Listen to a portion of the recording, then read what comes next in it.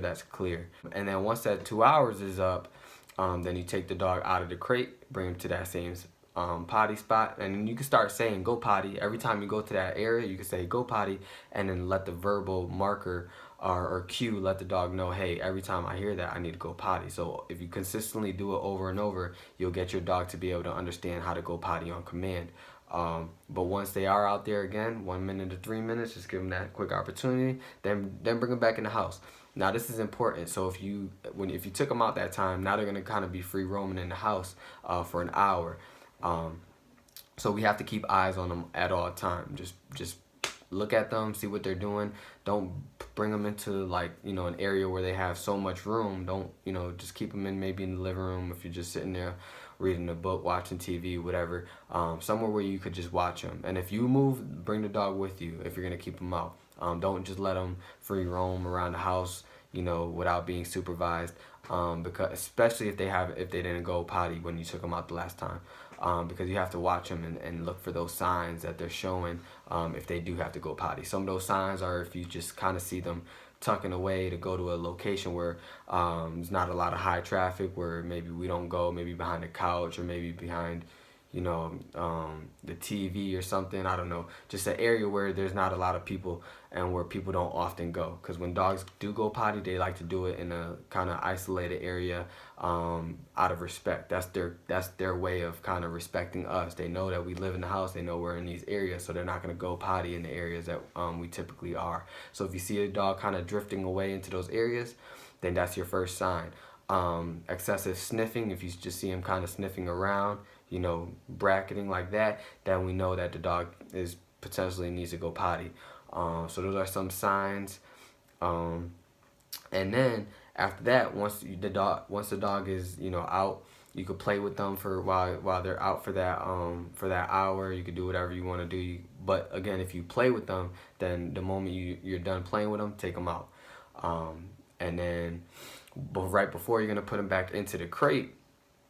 So you could play with them the last maybe 15 minutes that they've been out, or the last 15 minutes of the time that they're out, and then take them out again, bring them to the same spot, do the same method to go potty, bring them back in the house. Now you're gonna put the dog in the crate for 2 hours. Same thing over and over and over and over. It's the same thing over again.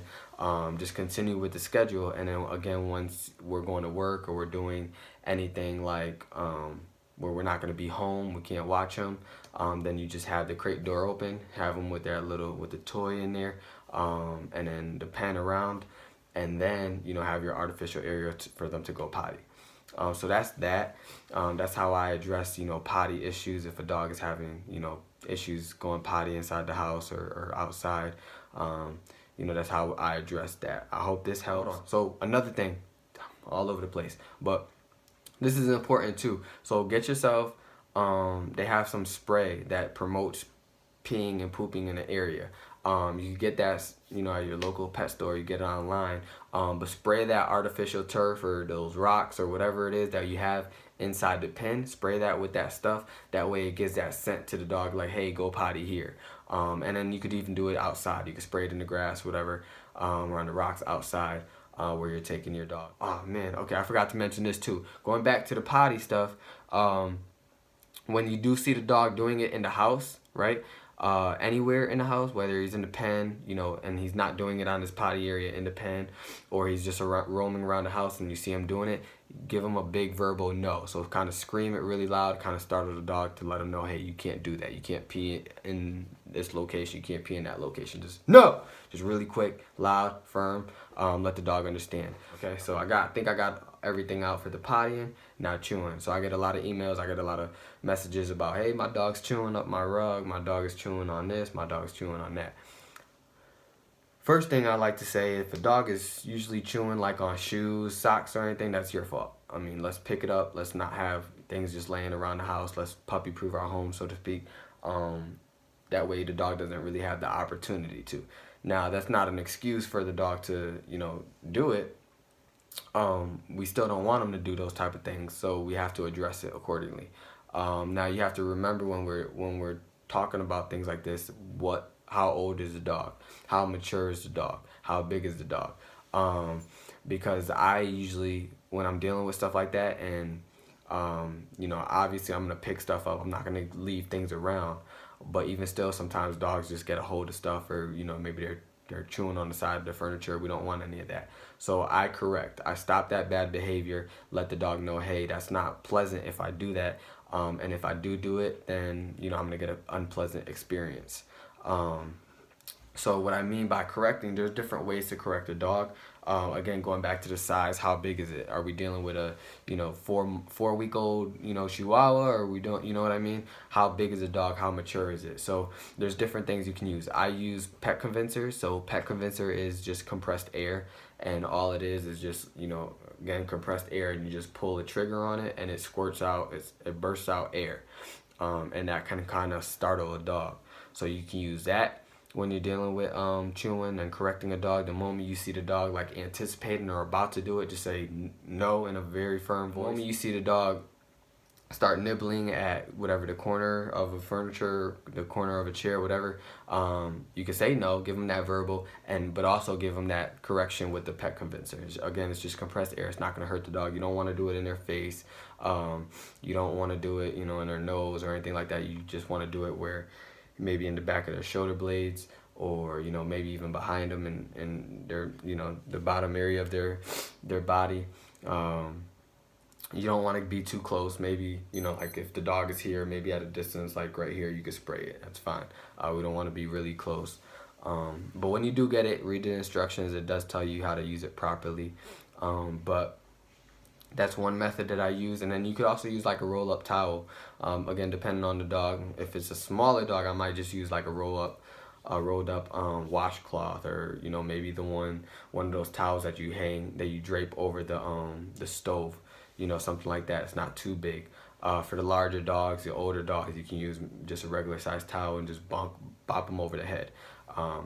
Be careful when you're doing this. Again, size of the dog is very important, because if we're dealing with a little Chihuahua that's, you know, 2 weeks old, 3 weeks old, 4 weeks old, whatever, even some that are just weigh like 2 pounds, right?